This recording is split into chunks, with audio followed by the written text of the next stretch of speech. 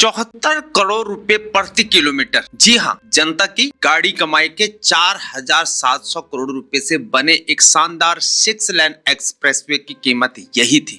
लेकिन 13 जुलाई को बड़े बड़े दावों के साथ फीता काटा जाता है और महज 15 दिन के भीतर पहली ही बारिश में ये एक्सप्रेसवे ताश के पत्तों की तरह धंस जाता है। सवाल यह नहीं है कि सड़क धंस गई है, सवाल यह है कि जब ग्राउंड पर सच दिखाने के लिए एक पत्रकार माइक को उठाता है तो उसके हाथ से माइक को छीनने की कोशिश आखिर क्यों की जाती है। और उससे भी बड़ा सवाल यह है कि जिस कंपनी पर कार्रवाई का ढोंग रचा जाता है उसे ही चुपके से 3483 करोड़ रुपए का एक और नया ठेका कैसे थमा दिया जाता है।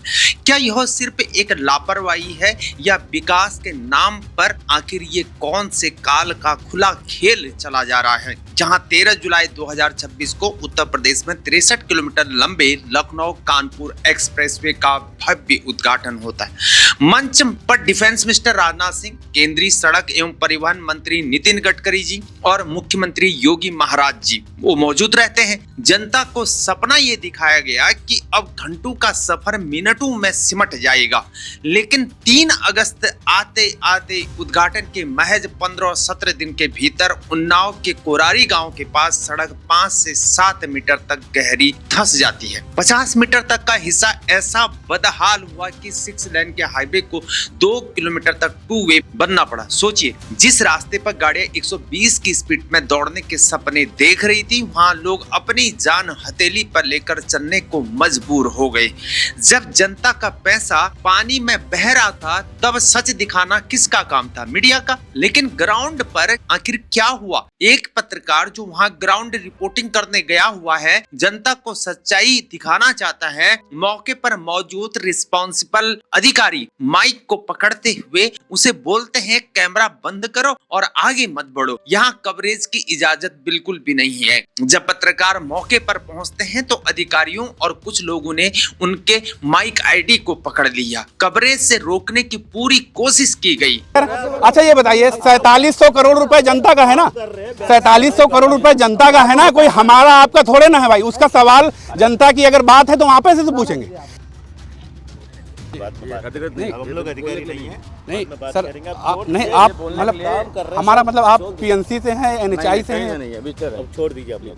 चलिए, आपका काम। और कोई बताएगा? कोई कुछ नहीं, नहीं हम ये नहीं करें, कोई कुछ बता देगा क्या है, कैसे, क्या, क्यों रोड धंस रही है, क्या है? प्रॉब्लम आया, रिपेयर करिए। नहीं, अभी हम 5 दिन पहले भी दिखाया था इसको, जो है धसी हुई। इसको ना पकड़िए, इसको तोड़ेंगे क्या? इसको तोड़ेंगे क्या? ऐसे हिसाब से आप पकड़ रहे हैं? नहीं तो हम पूछना चाह रहे हैं ना भैया, हम आपसे पूछना चाह रहे हैं। अच्छा ये बताइए, 4700 करोड़ रुपए जनता का है ना, 4700 करोड़ रुपए जनता का है ना, कोई हमारा आपका थोड़े ना है भाई। उसका सवाल जनता की अगर बात है तो वहां पे से तो पूछेंगे।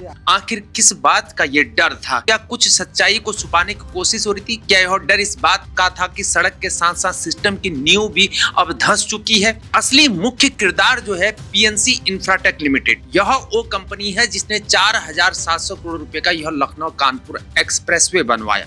इसके चेयरमैन और मैनेजिंग डायरेक्टर हैं प्रदीप कुमार जैन जी, जिन्हें उत्तर प्रदेश के सबसे अमीर लोगों में गिना जाता है। और इनके भाई साहब कौन है? नवीन कुमार जैन जी। ये भारतीय जनता पार्टी के राज्यसभा सांसद और पूर्व मेयर हैं। यानी सत्ता का ये सीधा कनेक्शन है। और जब सोशल मीडिया पर फिर जनता का गुस्सा फूट जाता है, बेइज्जती का आलम बढ़ जाता है, तब जाकर एनएचआई यानी national highway authority of India के चेयरमैन संतोष यादव की टीम फिर नींद से जाग उठती है। भारी प्रेशर के बाद एनएचआई ने प्रेस कॉन्फ्रेंस की है और ताबड़तोड़ कदमों का फिर ऐलान कर देती है। पीएनसी इंफ्राटेक को नॉन परफॉर्मर घोषित करने के लिए कारण बताओ नोटिस देती है।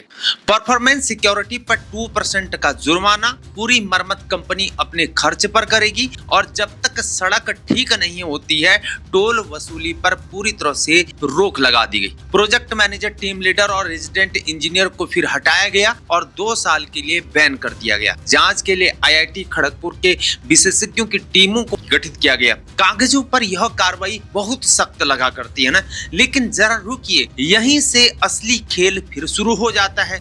अब वो सवाल है जो देश के सड़क परिवहन मंत्री नितिन गडकरी और एनएचआई के अधिकारियों की नींद उड़ाने के लिए काफी हो सकते हैं। एक तरफ एनएचएआई ये कहता है कि पीएनसी इंफ्राटेक को नॉन परफॉर्मर घोषित किया जा रहा है और उसे फ्यूचर में काम नहीं मिला करेगा, लेकिन दूसरी तरफ 16 जुलाई को इसी पीएनसी इंफ्राटेक को 3,483 करोड़ रुपए की 2 नई सड़क परियोजनाओं का आवंटन कर दिया जाता है। नहीं, यहाँ पर सवालों का उठना बहुत लाजमी है।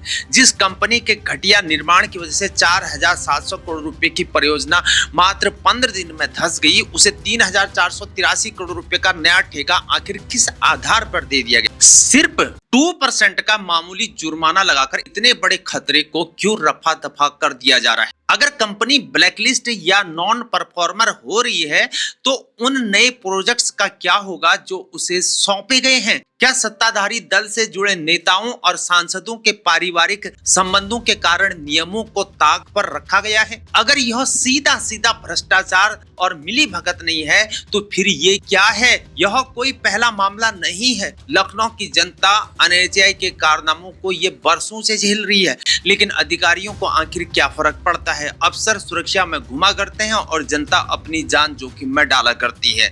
मेरे दोस्तों, 4,700 करोड़ रुपए किसी मंत्री, ऑफिसर या ठेकेदार की जेब से नहीं आते हैं। यह आपके और हमारे पसीने की कमाई का टैक्स होता है। जब तक आधिकारिक जांच की पूरी रिपोर्ट और ट्रांसपेरेंसी दस्तावेज सामने नहीं आते हैं, तब तक इन आरोपों को भले ही दावों के रूप में देखा जाए, लेकिन जो सड़क धंसी हुई है वो झूठ नहीं बोला करती है। क्या आपको लगता है कि ऐसे ठेकेदारों पर सिर्फ 2% जुर्माना लगाना काफी है या इनके खिलाफ सख्त कानूनी कार्रवाई होनी चाहिए? अपनी राय को कमेंट सेक्शन में जरूर लिखिए। दोस्तों, इस आवाज को दबने न दें, वीडियो को ज्यादा से ज्यादा शेयर कीजिए और हमारे चैनल को सब्सक्राइब कीजिए। मैं हूं हीरा प्रिहार। जय हिंद, भारत माता की।